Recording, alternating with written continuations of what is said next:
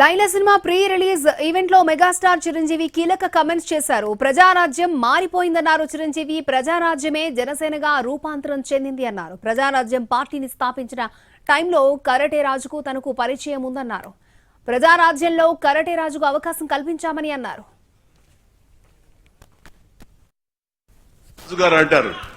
ఈయన 17 ఏళ్ళు అయిపోయినావు కదా, ఆ టైంలో నాతో పరిచయం. ప్రజారాజ్యంలో ఆయన ఉండి ఆయన ఒక రాజకీయగా జై జై జై జనసేన. ప్రజారాజ్యం మారిపోయింది.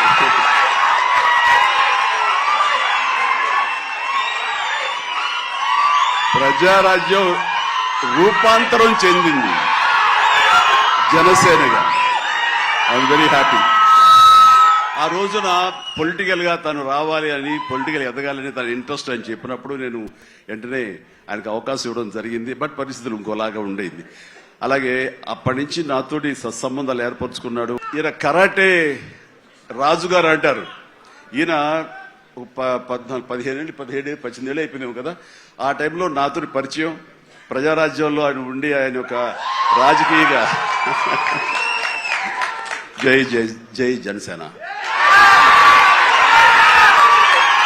ప్రజారాజ్యం మారిపోయింది.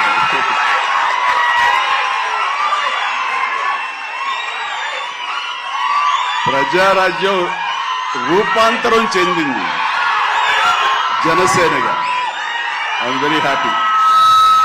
ఆ రోజున పొలిటికల్ గా తను రావాలి అని, పొలిటికల్ ఎదగాలని తన ఇంట్రెస్ట్ అని చెప్పినప్పుడు నేను వెంటనే ఆయనకు అవకాశం ఇవ్వడం జరిగింది. బట్ పరిస్థితులు ఇంకోలాగా ఉండేది. అలాగే అప్పటి నుంచి నాతోటి సత్సంబంధాలు ఏర్పరచుకున్నాడు. మనుషులన్నాక వేరే వారి మీద అభిమానం, ప్రేమ ఉండకూడదా అని ప్రశ్నించారు చిరంజీవి. విశ్వక్సేన్ సినిమా ఫంక్షన్ కి వెళ్తున్నావా, అతను మన మనిషి కాదు, బాలకృష్ణ మనిషి అన్నట్లుగా తనకు చెప్పారని అన్నారు. హీరోలు గిరిగీసుకుని ఉండే రోజులు పోయాయని అన్నారు. హీరోల మధ్య సఖ్యత ఉండదేమన్న భావనతో అభిమానులు కొట్టుకునేవారని అన్నారు. విశ్వక్సేన్ ఫంక్షన్ కి వెళ్తున్నావా, ఎందుకు వెళ్ళకూడదు? అతను మన మనిషి కాదు, అవతల బాలకృష్ణ.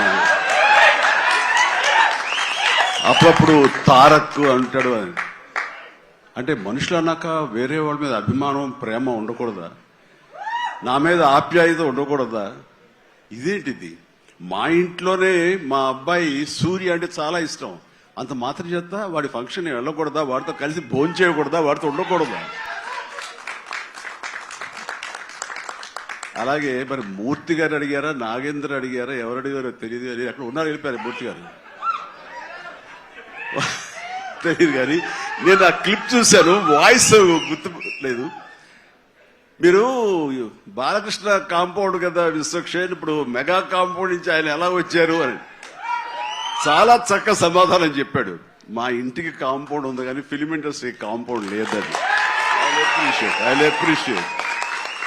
నిజమే, ఇక్కడ గిరుకీసుకుని ఎప్పటికప్పుడు ఏ హీరోలుగా హీరోలా ఉండే రోజులు నిజంగా ఉన్నాయి, లేకపోలేదు. షూటింగ్ల వరకే.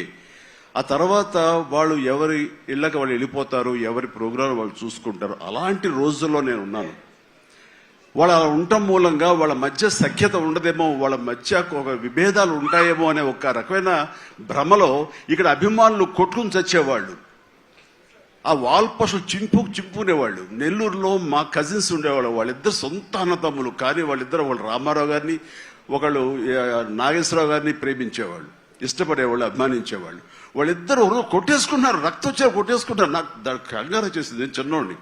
ఎందుకలా కొట్టుకున్నారంటే వాడు అభిమాని, వాడు ఎంటి, వాడు అది అంటే నాగ్గడి ఇలాగా ఇద్దరు కొట్టుకుంటున్నారని చెప్పేసి. అంటే నాకు ఆ రోజు నుంచి మొదలైంది, ఏంటి సినిమా వాళ్ళు హీరోలు బాగానే ఉంటారు, వీళ్ళు కొట్టుకుని వస్తారేంటి అని చెప్పేసి. నేను ఫిలిం యాక్టర్ అయిన తర్వాత హీరోల మధ్య ఒక సఖ్యత వాతావరణం అది ఉండాలి, ఏర్పాటు చేయాలి బలంగా నాకు ఏర్పడటానికి. ఆల్రెడీ అదొక ఇన్సిడెంట్. ఈ రోజుకి నాగార్జున, వెంకటేష్ అండ్ బాలకృష్ణ మేమందరం కలిసికట్టుగా ఉండటానికి, ఒకళ్ళ ఫంక్షన్ ఒకళ్ళు వెళ్ళటానికి. ఈ మధ్య కాలంలో బాలకృష్ణ 50th ఫిల్మ్ సందర్భంగా నట జీవితం సంబంధించి చేసిన ఫంక్షన్లో నేను పార్టిసిపేట్ చేశాను.